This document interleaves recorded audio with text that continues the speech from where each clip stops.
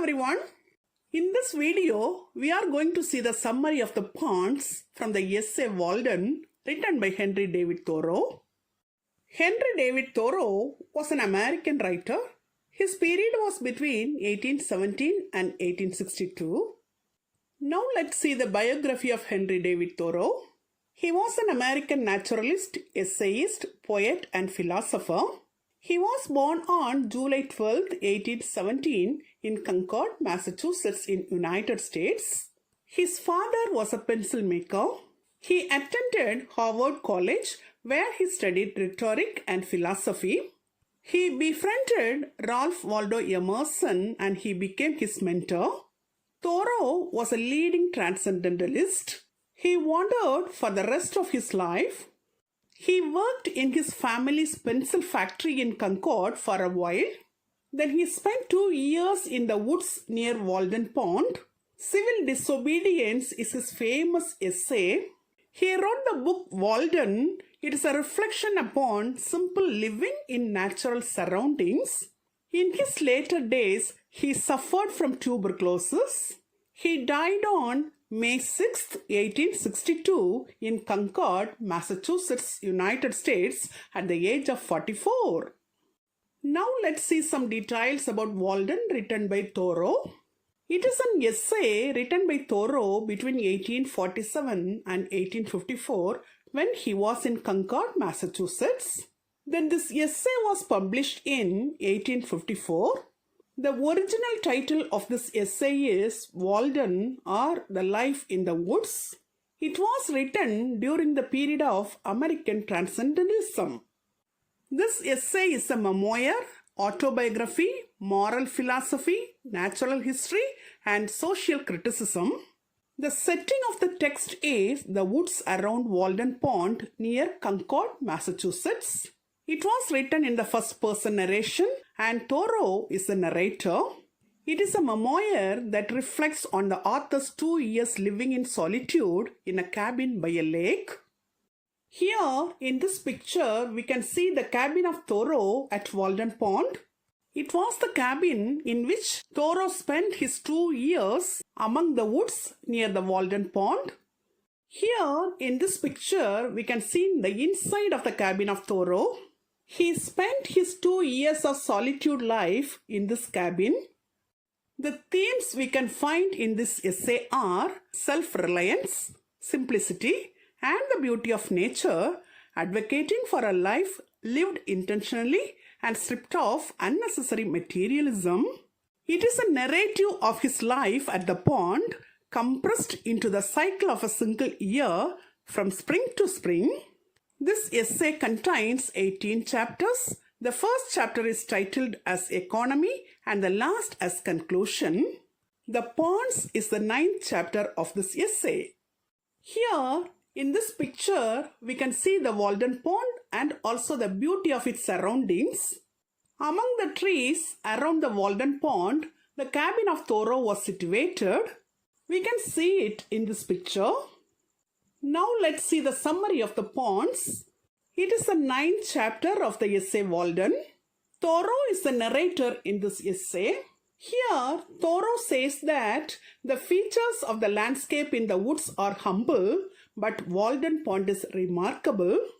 It is deep, pure, sometimes blue, sometimes green or totally transparent. It makes the body of the bather appear pure white. It is not very abundant in fish besides pickerel. It has an irregular shore. It is inhabited peacefully by ducks and geese and frogs and wildlife. It resembles the White Pond, which is a nearby pond.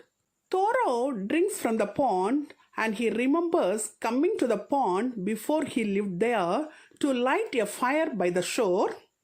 At times, he takes a boat on the pond and plays his flute, and he goes fishing at midnight as well, drifting between waking and dreaming until he snaps awake when he feels a tug on his line. Sometimes he goes fishing on the pond with a companion, but they do not talk on the boat and he experiences an unbroken harmony between them. Walden Pond is said by some to be bottomless. White stones surround the shore and hills rise beyond. There are tracks around the pond that were made by Aboriginal hunters. Thoreau notes that the well-worn paths of the previous generations now long gone. There is an unpredictable fluctuation in the depth of the pond too. He speculates on some possible origins of the name Walden. Some people think that the pond resulted from the sinking of a hill into the earth as punishment for Native American wrongdoing that took place there. According to an Indian fable, a group was holding a ritual on a hill and were using profanity when suddenly the hill they were on sank and became a depression and swallowed up the whole group except for one person, a woman named Walden. So, Walden is the name of a woman survivor. Moreover, his ancient settler friend claims to have dug the pond. Thoreau says that he does not object to these stories. He notices that the surrounding hills contain the same kind of stones that surround Walden's Walden shores. The animals found at the pond include ducks, frogs, muskrats, minks, and turtles. Thoreau describes the pond as earth's eye, looking into which the beholder measures the depth of his own nature. To him, the water is as sacred as the Ganges, yet the villagers merely pump it into the town to wash their dishes. About a mile away from Walden Pond, there is Flint's, also called Sandy Pond, which is much larger and more shallow, less pure, and has more fish. There is another one pond named Goose Pond. It is very small. It is a lesser twin of Walden and very similar to it. It is free of boats because there is no fish in it to catch. In this essay, Thoreau focuses on the serenity and peacefulness of the ponds in a way that suggests a higher meaning.